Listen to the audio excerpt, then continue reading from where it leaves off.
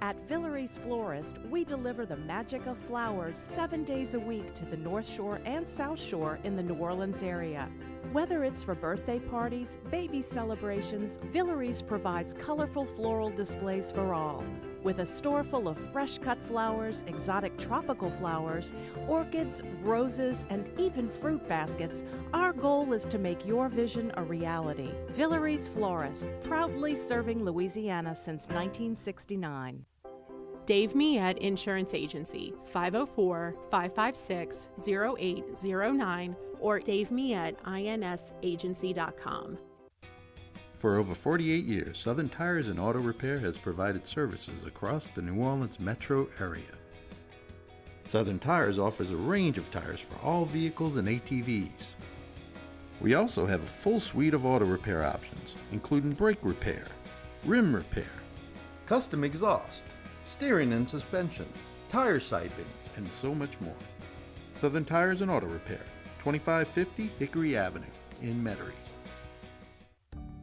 Cnc Drugs is a family-owned pharmacy that's been serving Southeast Louisiana for over 50 years.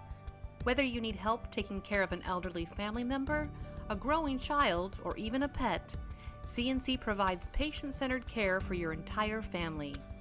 Cnc Drugs, large enough to serve you, small enough to know you.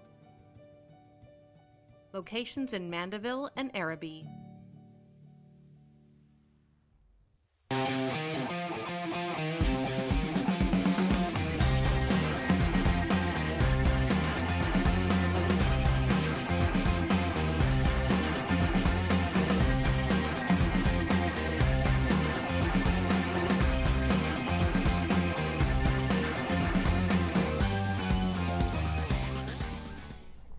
Good afternoon and welcome to another edition of Inside New Orleans Sports. I'm your host, Eric Asher.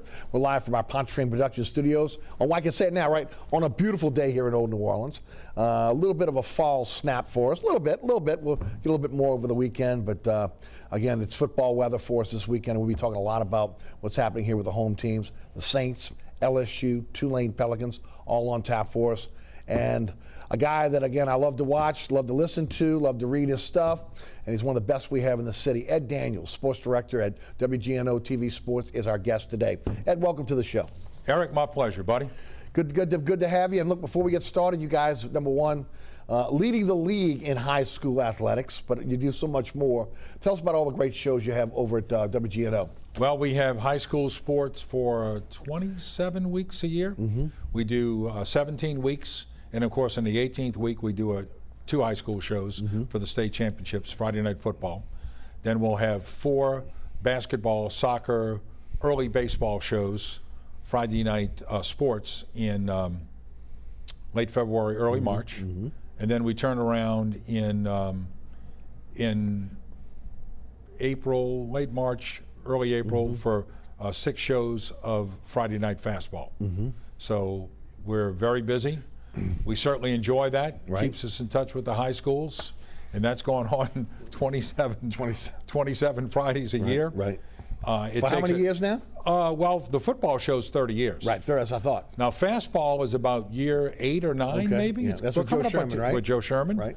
Presented by Delgado Community College, and then Delgado also presents Friday night sports, which is in like year 6 or 7. So it's going well. Right. And of course, Sports Zone. Sports Zone, 10:30 WNOL every Friday night. Right.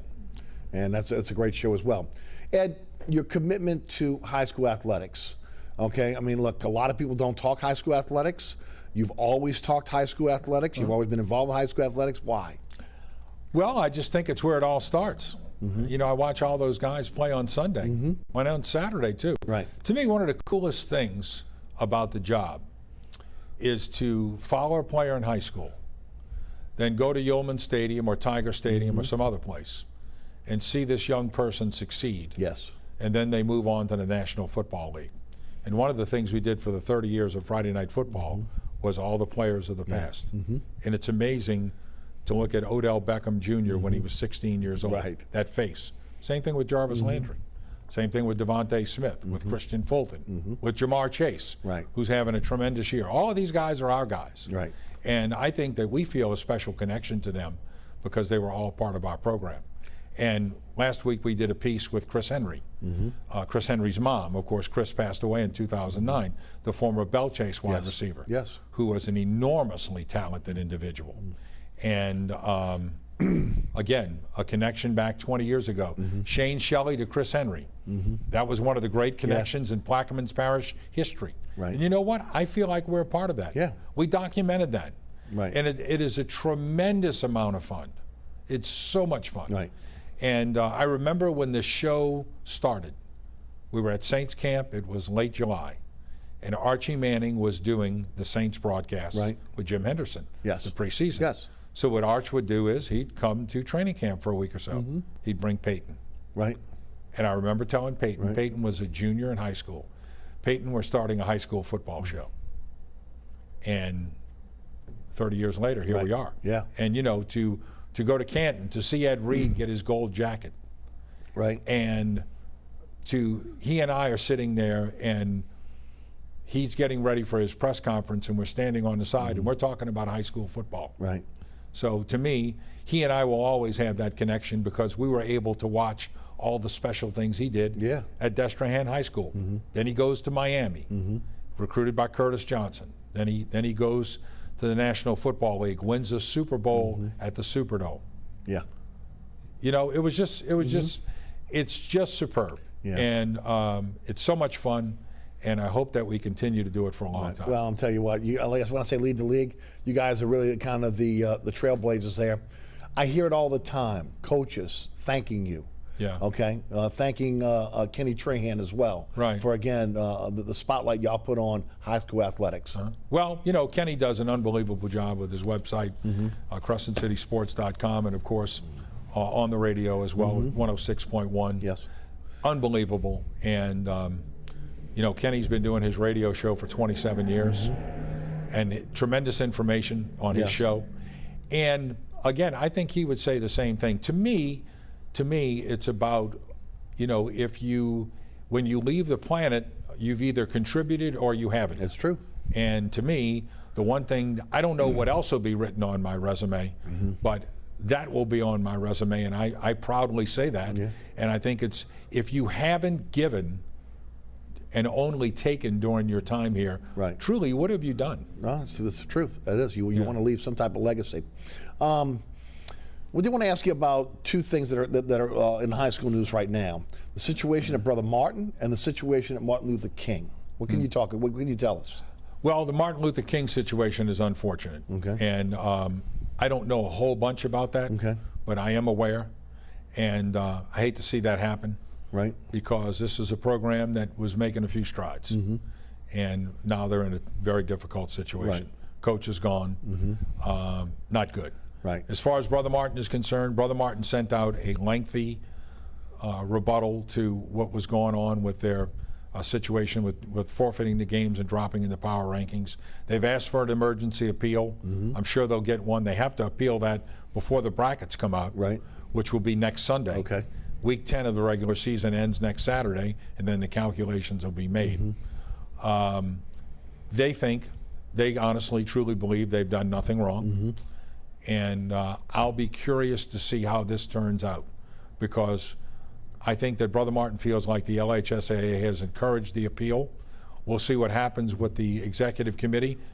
The only thing I would say is that I've seen the executive committee rule a lot of times.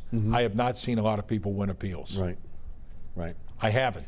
Now, exactly what happens with Brother Martin, I don't know, but you can read verbatim. The one thing I didn't want to do is I didn't want to put words in their mouth. Yes. Okay? So we have their entire statement on our website at WGNO.com. It's gotten a lot of views, a lot of people looking at it. Yes. And you can judge for yourself. Right. Now, the High School Athletic Association goes in and they check the rules, they check to see the grades, they're checking the transcripts, etc. Correct. This is an ongoing thing. Brother Martin saying this is a clerical error? Yeah, just the way the summer school or whatever was Okay. calculated. Right. Okay. And what they did was they said The LHSAA found one, and once they found this, they turned in another. Okay. They self-reported. Okay, so they saw it then. What they considered a violation. Okay. So, look, I know a lot of the LHSAA investigators. A lot of them are former coaches. Okay. And here's the one thing I don't understand, though. All right, is it was explained to me by another coach who called me on the QT. All right, said, you know what, fall sports, you've got 200 kids with their folders, their birth certificate, their grade point average, all of their documentation, whatever that is. Right. It's interesting that they find that when probably it's a random check, they're only checking 10 or 11. So I'm wondering if they weren't tipped off. Right. I don't know that Yes. for certain, okay? It does seem a little fishy to me, and I'm not throwing shade on the investigators because they're doing their Right. jobs. We'll see how it all plays out. The one thing that will happen, though, I think Brother Martin will move ahead of McKinley to the 11th spot, but if you're a St. Paul's or a Curtis or a Rummel, and you've got to play them in the first round. Right. And the fact that Brother Martin doesn't get a bye and they have to play a first round game. Yeah. The one thing that is interesting about this is because of the way the playoffs are set up now, everybody makes the playoffs Right. and select. Yes. So if you remember one year, that was a long time ago, Acadiana played Shaw one year in the playoffs. I think it was Shaw. It might have been West Jeff. Okay. Hank Tierney was the coach. And they were the 4 seed. And Acadiana was dropped because of forfeits. Right. Guess what? They lined up as 29. So 4 plays 29 in the first round. Right. And that's patently unfair to the 4 seed to have to play a team that you probably would have been facing in either the semifinals or the finals Yes. in the first round. They were eliminated Right. by Acadiana. But, you know, look, that's the inequities of the system. That's the way it goes. And I'll be really curious because I know Brother Martin has done everything they can to cooperate with this situation. I'll be really curious to see if they win the appeal or not. Yeah. I give them a chance. I don't know how much of a Right. chance. Also, before we'll go to Saints' last high school question, I know how I felt when De La Salle left the Catholic League. We're hearing Shaw's leaving the Catholic League now. Correct. For them, it's about enrollment, right? Like it was for De La Salle? Well, no, I think, look, they won a district game this year, but, let's just say that, and this could happen, it's a possibility. Edna Carr is going to be 5A. Now, they're either going to 1 or 2 leagues. They're either going to Jefferson Parish 5A League, Right. or they're going to the Catholic League. Right.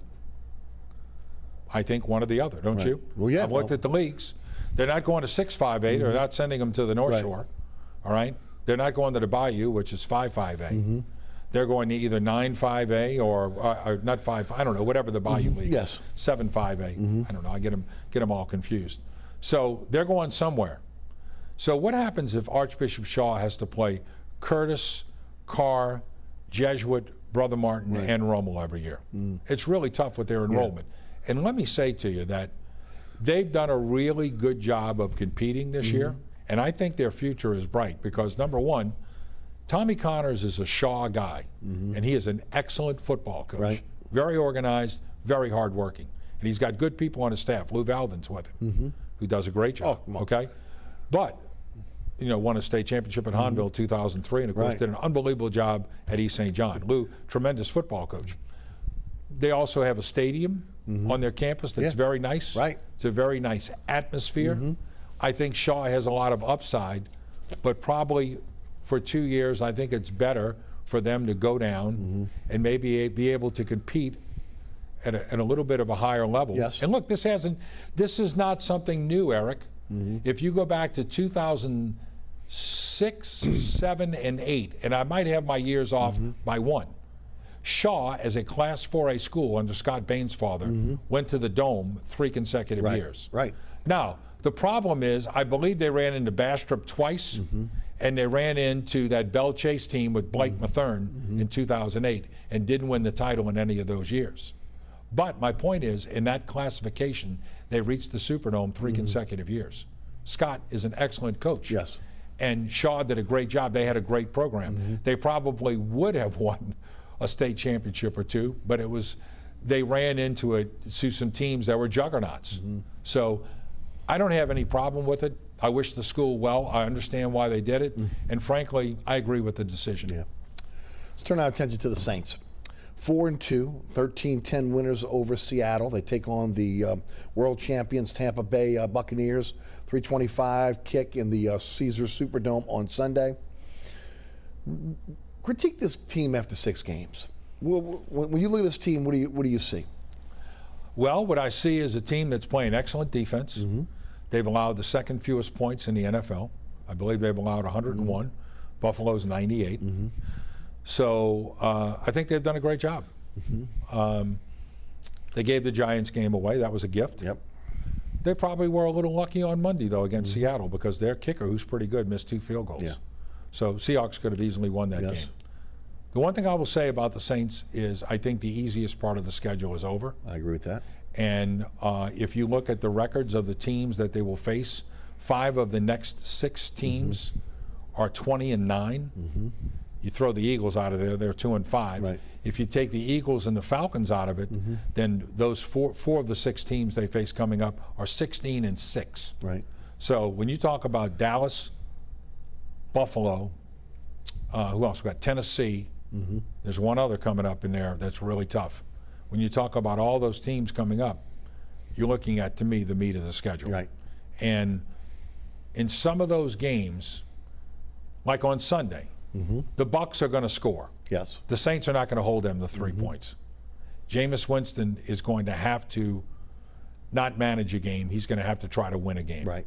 That's what your quarterback has to do right. against the top-ranked competition. Yes. No, look, you go back to all the big games. I go back to Alabama, LSU 2 years ago.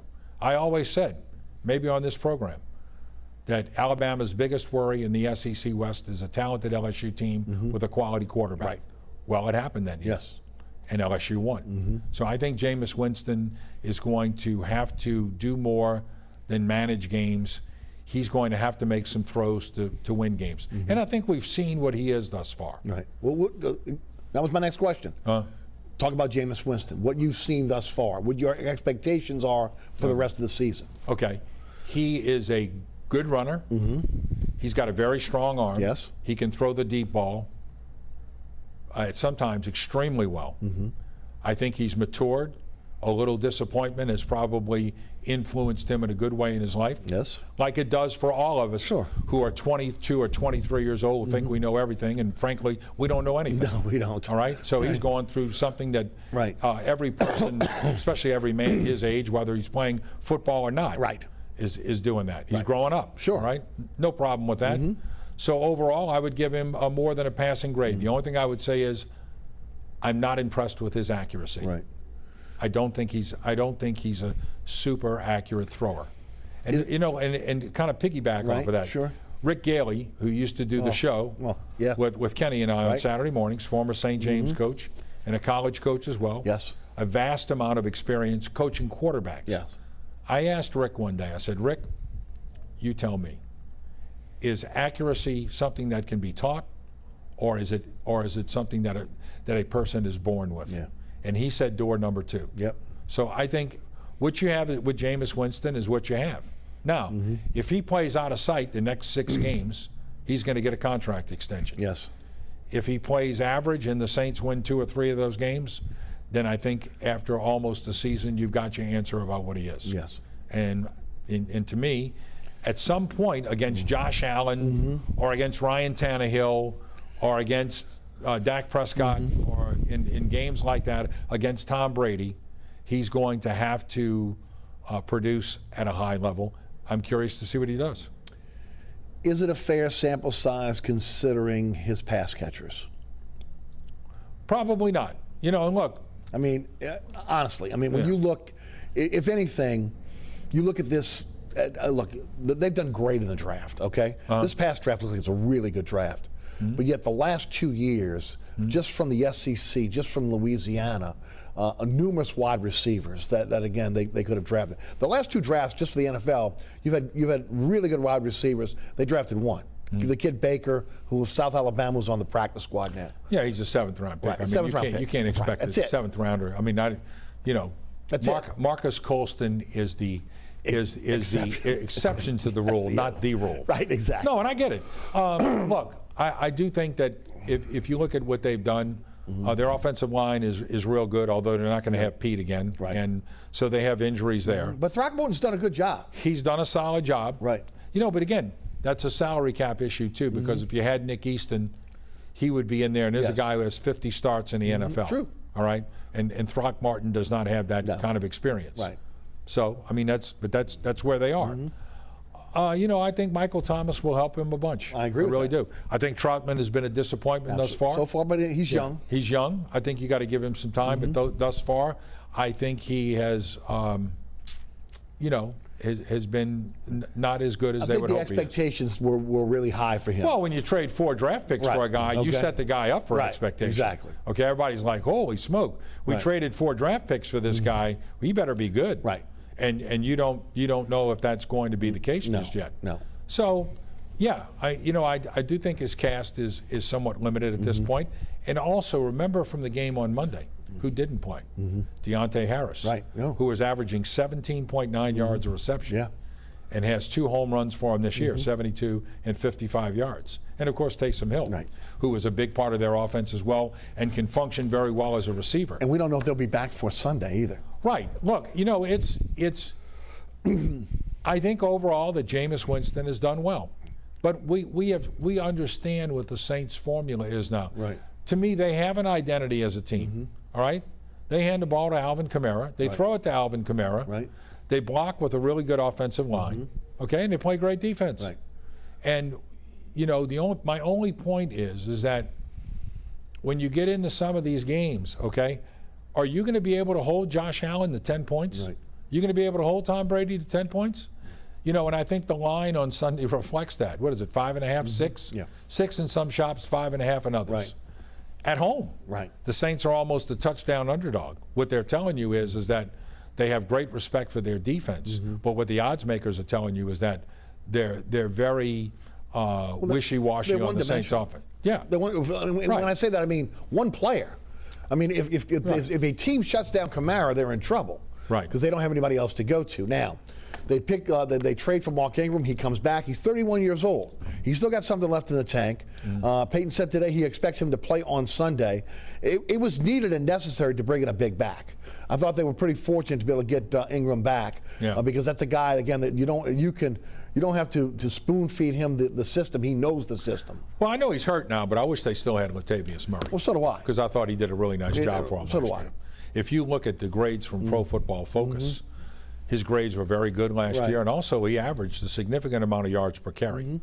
So, and he did a good job. And he's a physical back, and that's what you need. And he wouldn't take a pay cut. No. And he was right because he went to Baltimore and made his money. Yes, he did. So I know he's hurt now, but he's a good football guys player. take pay cuts when they know you got a chance to be able to get a Super Bowl ring, right? Right. I mean, I don't know if this team, when you look at this team right now, if again they're shooting for a Super Bowl ring, which again was one of the reasons why when Saints go to Murray, he says, "Wait a minute, no, not taking less money. I know I can get it on the open market." Right.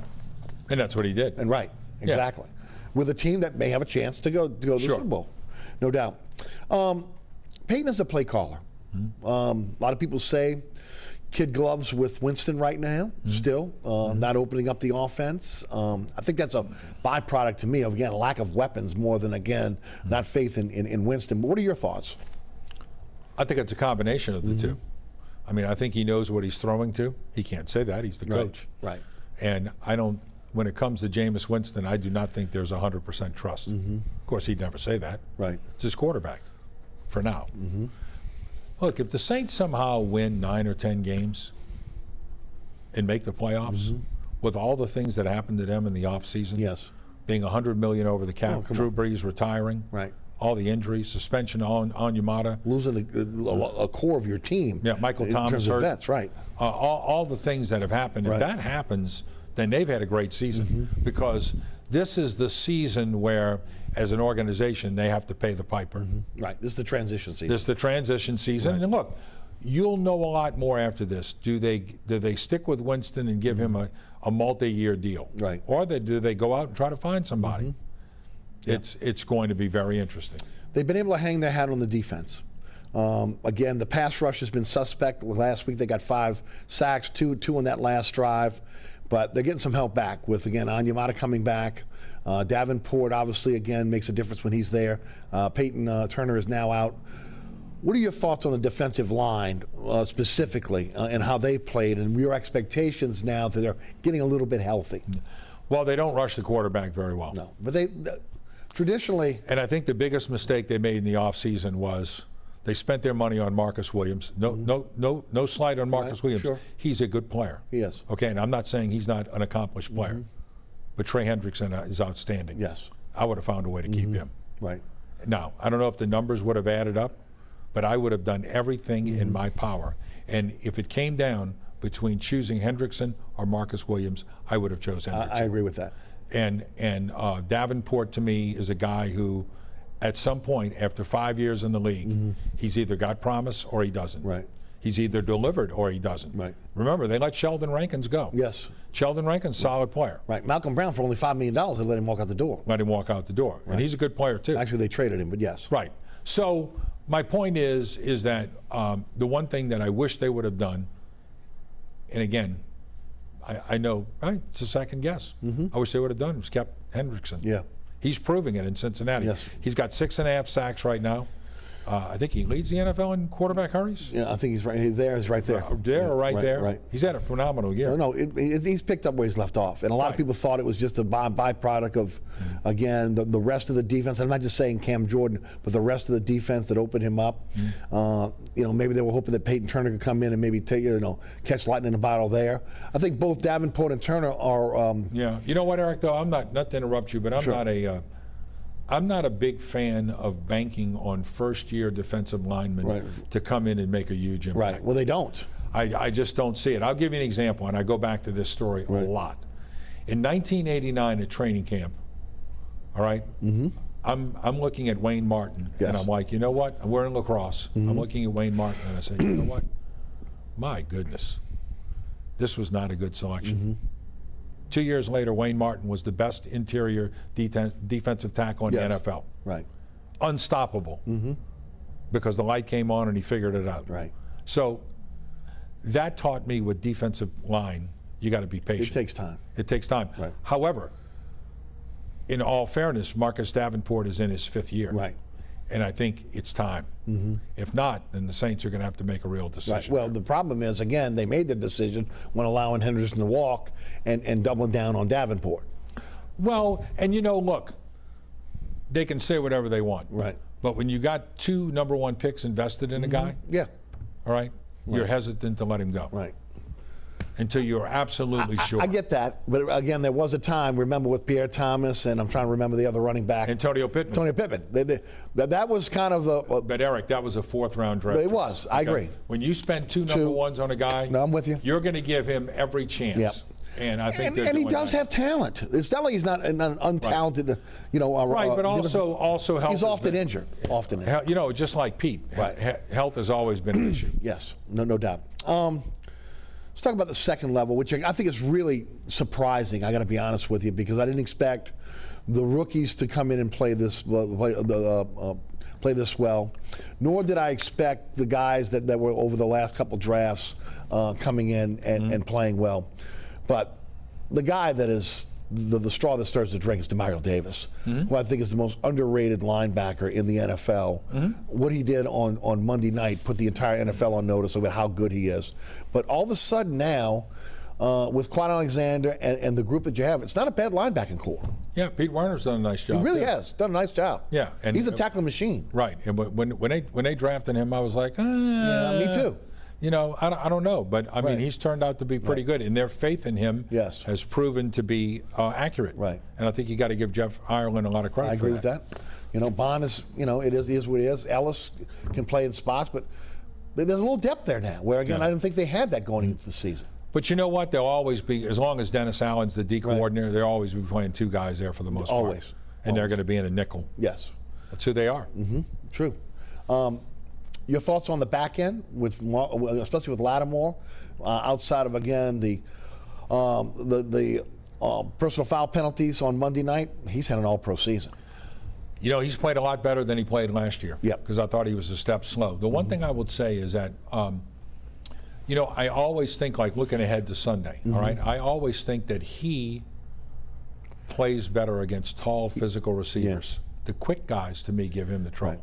Well, The hardest thing he has to do, and again, I see the coordinators doing this all the time, is to get a receiver off the line of scrimmage, a little bit of a cross, and go across the field. That's where, again, he is maybe doesn't excel. You put him one-on-one with a receiver going up the field, he's going to stick with him like glue. Yeah, I mean, he's done a good job. Right. Okay, and I think Paulson Adebo is going to be a good player. I think he is. So in that regard, they've again had some success in the middle rounds again. Right. So look, defensively, I think that they've invested heavily there. They've got really good players. Right. And I also think that they did that because they know they were getting to the end with Breeze, and the defense was going to have to carry them a little bit as they retool the offense, which I think was a smart look ahead. Yeah. You look into the horizon and try to. Yeah.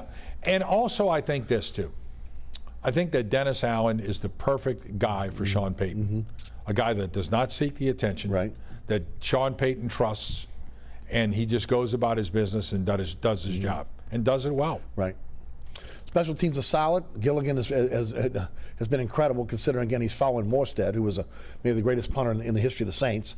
Well, you saw that coming last year. Right, you did. And then we don't know who Brian Johnson is. Okay, we know he hit two pretty clutch kicks in Seattle in bad weather.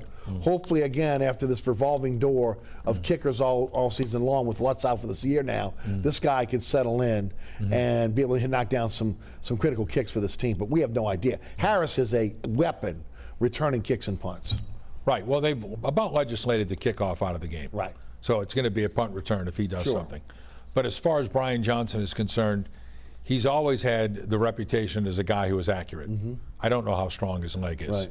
So, like, some of his kickoffs may be short. We saw that on Right. But also some of that might be attributed to the weather, too. Weather as well, right. I think we'll be able to see a lot more in the dome. In the dome. That will be a true litmus test. But here's what they needed. Remember, Rosas was 1 for 4. Right. Okay? What you need to do is you need to have a guy who can do what Johnson did Monday night. Right. It's 35, 40 yards. It was 33 on Monday night. A guy, if you send him out there, You know it. and he's inside 40, you know his chances are 90 to 95%. Right. That's what you need. Right. And that's what they have. I agree. All right, November 2nd, which is Tuesday, 3 p.m. trading deadline. They bring in Mark Ingram to augment the running back position. Do you see them going out and getting a wide receiver? If they did, it would be for the late round pick. Right. And I don't know how much of that draft they should trade, because I think when they get Michael Thomas back, that he's going to help them considerably. Okay. It'll be interesting to see what happens there. And again, also when Thomas gets back, who you like on Sunday? I like the Bucs. You like the Bucs. Okay. But I do think the Saints will cover. And like on Monday, and I can honestly tell you the Saints have played 6 games. I'm 5-1 against the spread with the Saints. Right. Because they asked me to make a pick. Yep. Okay. And here's what I said on Monday night. Now every squirrel finds an acorn, all right? But I thought that it would be a field goal game. Saints would win by a field goal. And the line was 4. Right.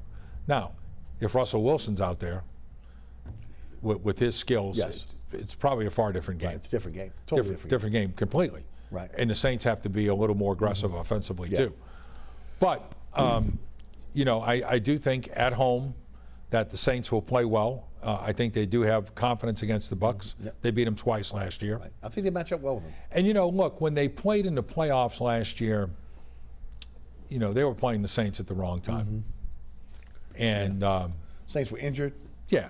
Saints were injured. Right. Breeze was hurt. Breeze couldn't and throw. everybody talks about, well, Breeze was declining. Eric, I don't know about that. well, here's my point. Go back and look at week 2 all the way to the 49er game before he got pounded in the turf and broke all the ribs. All right. If you go back and look at that stretch of games of about 6 games, his numbers are ridiculous. Ridiculous. All right. So after the 49er game, clearly he wasn't the same guy, but he was trying to But that play. was due to injury. Exactly. Right. But what I'm saying is that when you play a team matters much in the NFL. Yes. And to me, they were catching the Saints at the right time. This week, We'll see. this week it'll be hat on hat. I think it'll be a very entertaining Well, game. I think so too. And I do definitely like the Saints with the points, but I think the Bucs will win. Good. We'll take a break. We come back. We're going to LSU. Then we'll talk some Pels. We'll talk some Tulane. Try to fit that all in the last couple segments of the show. You're watching Inside New Orleans Sports. Ed Daniels of WGNO-TV 26 Sports is with us. We'll be right back.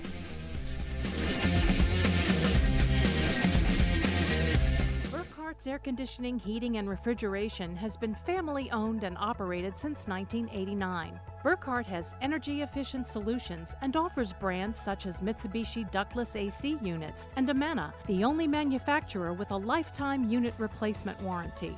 Burkhart's offers maintenance bundle packages that include servicing your AC, generator, and tankless water heater. For more information on the services Burkhart's provides, visit acpromise.com. Burkhart's Air Conditioning, Heating, and Refrigeration, providing comfort for life.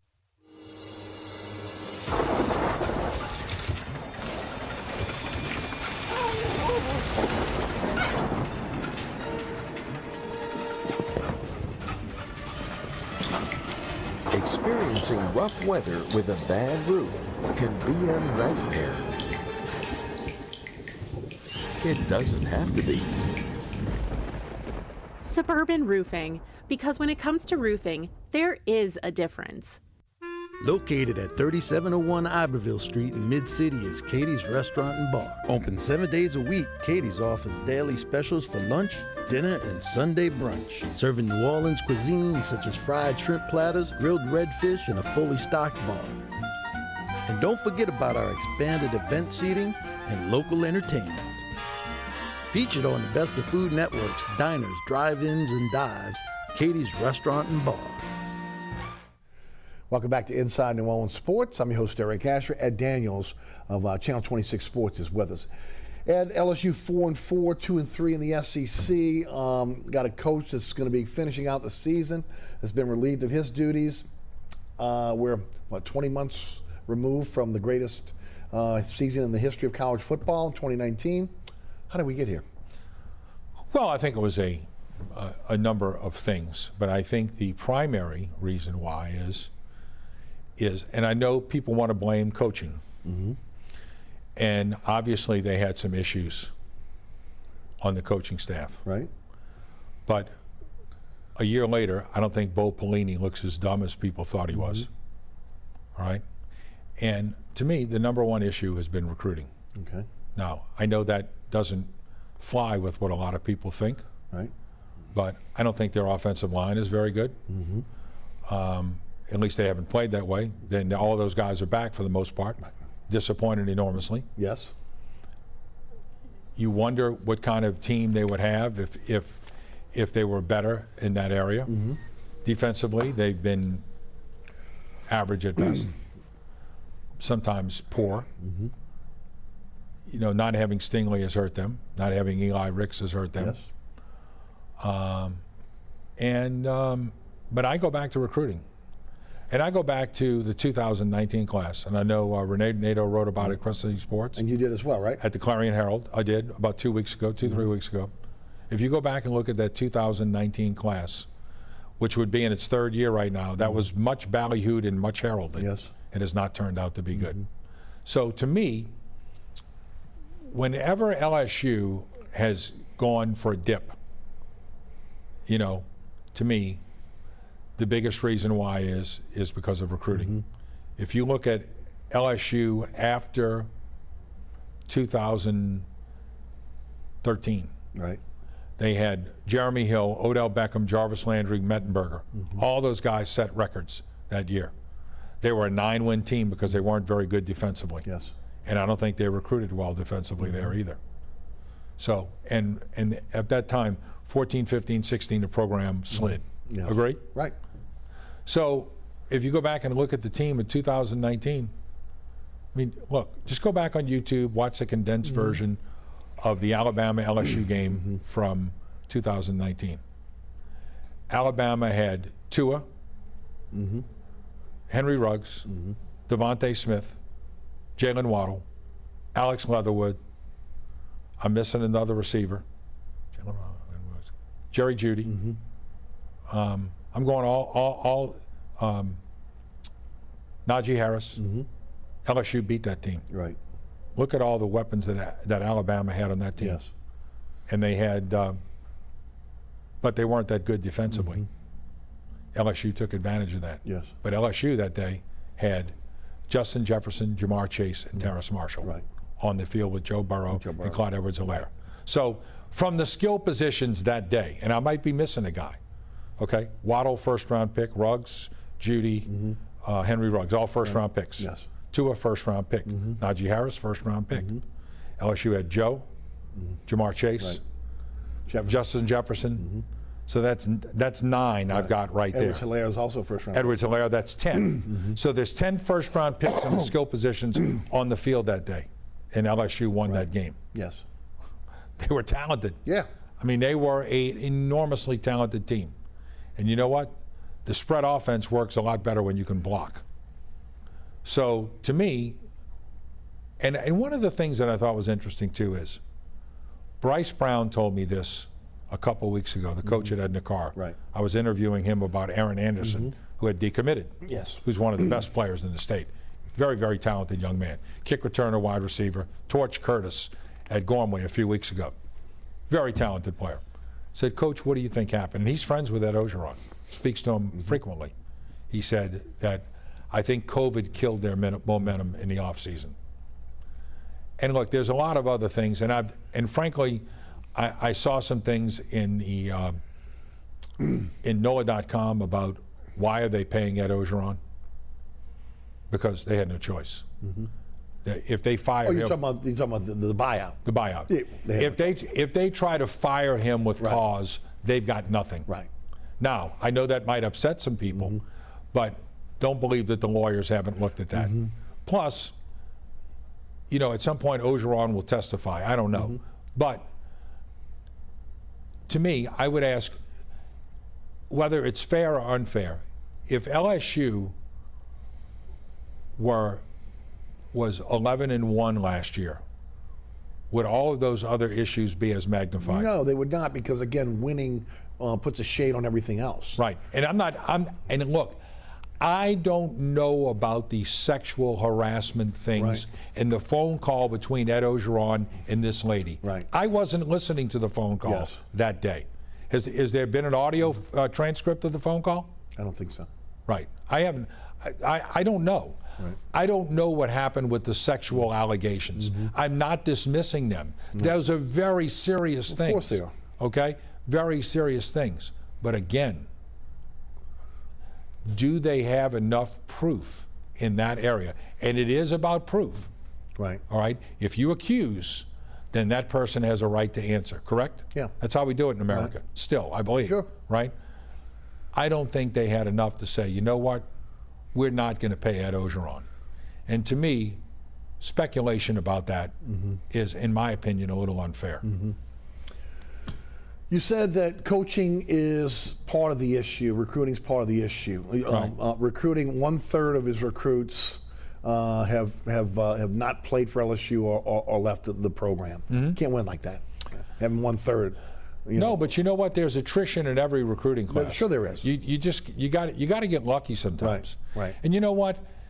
After Alabama lost to Texas A&M, and by the way, they were neck and neck with Tennessee for 3 quarters last Saturday night, correct? Right. Before they pulled away in the 4th quarter. Sure. Tennessee's not that good. No. All right. My point is this: I was reading stuff on Facebook about what a poor job Saban did and what a bad job the Alabama staff did with their team in the Texas A&M game. And my point is this: how many guys did they have in the draft? 14? Right. You just don't replace that. All right? You don't replace the Heisman Trophy winner.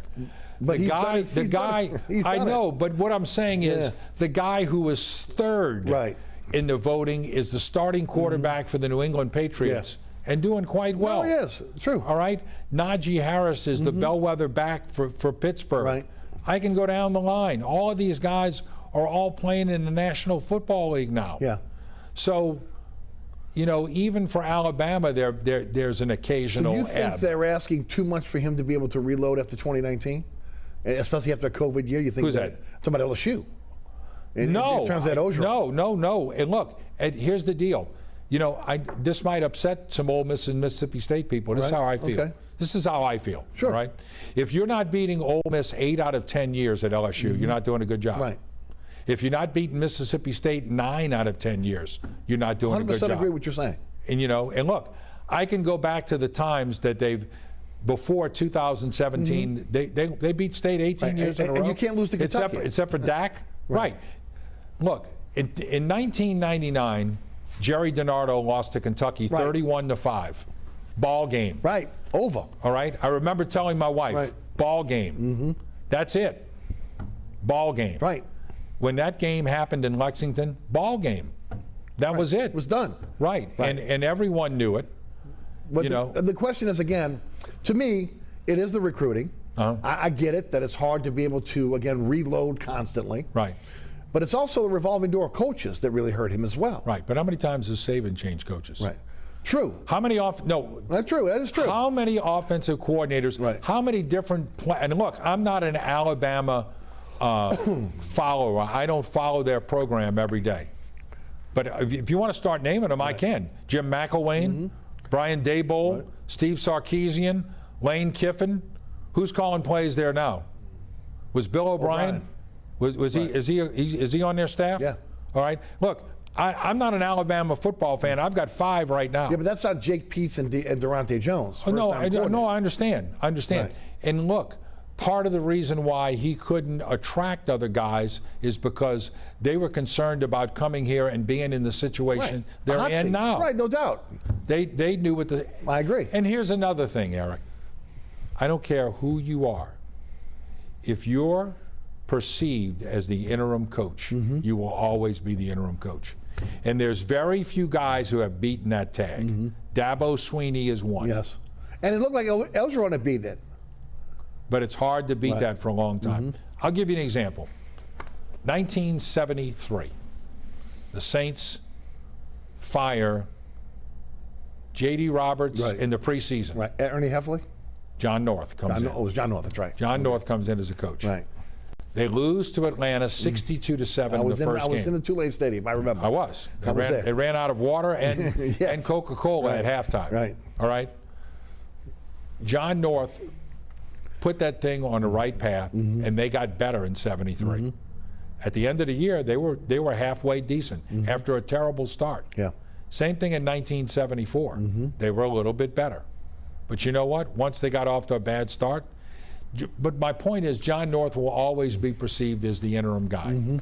And I think that's a hard tag to overcome. I really do. Right. Coaching search.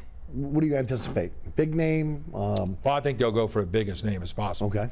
And to me, the guy that, I know he's denied it, but until Jimbo Fisher's out of it, he's still in it. Okay. Woodward hired him. He might offer him more money. I know he says he loves Texas A&M, but can you tell me the last time Texas A&M won a national championship? He might say, look, he loves Texas A&M, but he's also said more than one time how much he loves Baton Rouge and LSU. Right. A&M's last national championship in football was in 1939. Okay, say that. LSU's, I've been there, Kyle Field. Yeah. I look at all the banners wherever I go somewhere. Yes. Oh, yeah, I sure. look at all the window dressing whenever I go to a stadium. Right. Just like when I went to the Preakness, I looked at all the winners, okay, and at Pimlico. I look at all the material everywhere. How many flags are flying, what's going on, all of that stuff. And here's another thing about Texas A&M. When Texas joins the SEC in a couple of years, they're going to be number 2 in their state again, which is exactly what they were trying to get away from. Yeah. And it's going to be even harder for them. So if I were him, I'd go to Baton Rouge, where the last 3 head coaches have won national championships. I'll say the same thing about Lincoln Riley. Oklahoma coming into the SEC.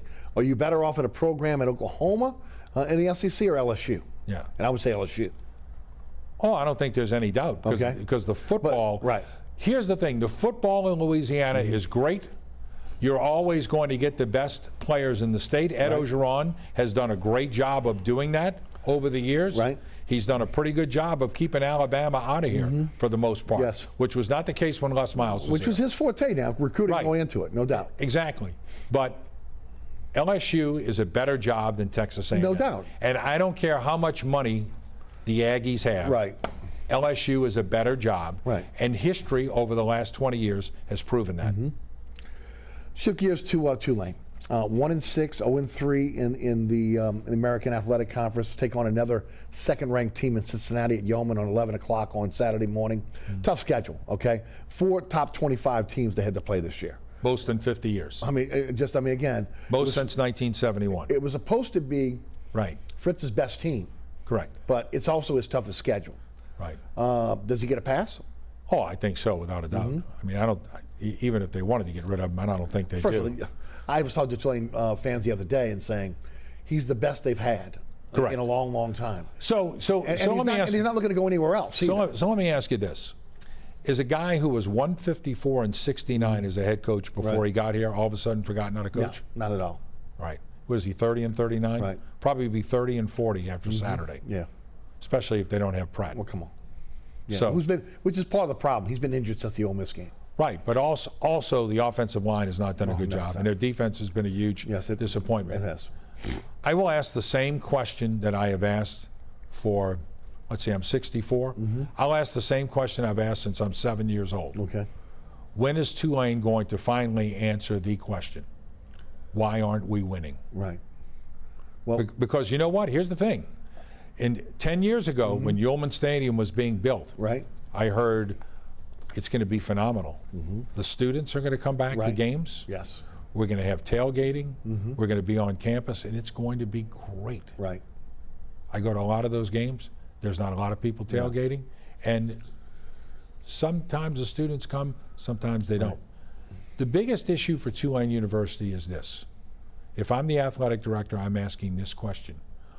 Why am I not getting the person who didn't go to Tulane University but loves the school because it's the only Division I football program in the city? Why can't I get those people to buy my tickets? Right. Those are the people, to me, that you should be concentrating on, not the tailgating, not the students. And those people would come to the Superdome, too. Why can't I attract the ticket-buying public who did not attend Tulane University, but like me growing up, and I went to Loyola, have an affinity for the school because they play Division I football in my city? Yep. That's the only question I want answered. It's a different time, though, Ed, with again, so many games on TV. I mean, we go through a lot of... But Eric... But the main thing is they're not winning consistently. Thank you. That's Eric, if you win 9 or 10 games for 5 consecutive years... People are going to come see you play. People are going to come see you play. Right. All right? And, you know, I go to Baton Rouge, and there's a lot of empty seats these days.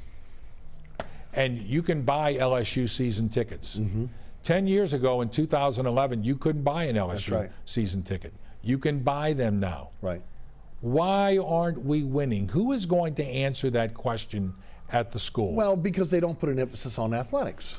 And to be fair, the athletic budget under Mr. Dannon, and I think that was part of him coming here, has increased. Right. It's not the same athletic budget it was under Rick Dixon. Right. All right? So I think that's increased. But again, and I know there's a lot of, you know, people will get offended when they hear that. Somebody please answer. Have a study. They have committees there, right? This is a college, right? Yes. Hire a committee, have a study. Why aren't we winning? And as an offshoot of that, all right, the guy who lives on Kewanee Avenue in Metairie, who didn't go to Tulane University, but has a Green Wave sticker in his window. Yeah. Why isn't he buying my ticket anymore? Yeah. I will say this. We only got a few minutes left.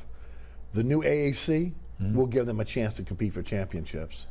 Yeah, but you know what? I like the old AAC. No, I like the competition. You know why? Because in the RPI, Cincinnati is 2, and Houston's 29. I'm with you. But and right now in the college football RPI, the American is ahead of the Pac-12 in the RPI this week. Now, when these other teams come into the league, I don't think that's going to happen, Eric. I don't either. No, there's no doubt. That's a drop down, but they will be able to compete. But my question is this: there's conference realignment all the time. Right. Every 5, 6, 7, 8, 10 years. Right? Why is Tulane University in a major metropolitan city with a great tradition, right, and a very fine academic institution, why is Tulane University not in this conversation?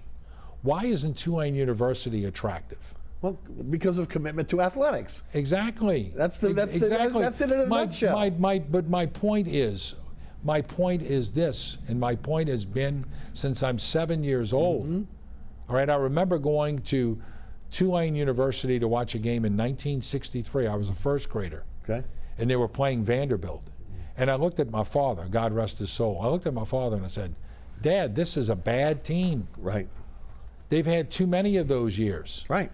And when conference expansion happens, TCU was in much of the situation that Tulane was in 20 years ago. They got it fixed. They're at least in the Big 12. Again, a place like Tulane University should not be in this position. Should not. I have higher expectation for them than maybe what they have. But they don't have the expectations, and that's been and they're in charge. Right. That's been the key. And again, part of this is when you and I were growing up, there was a base of Tulane fans that were going to be there. They would Norby's wheelbarrow race after the LSU game. Correct. They allowed those people to die off, and they didn't do anything about going after and cultivating a new fan base. In 1966, before pro football came here, the year before the Saints started playing, Tulane and LSU was a 50-50 proposition in this city. Now it's 90-10. Right. And maybe even more. It might be 92-8. And part of the reason why is because Tulane University has less of an emphasis of attracting local students.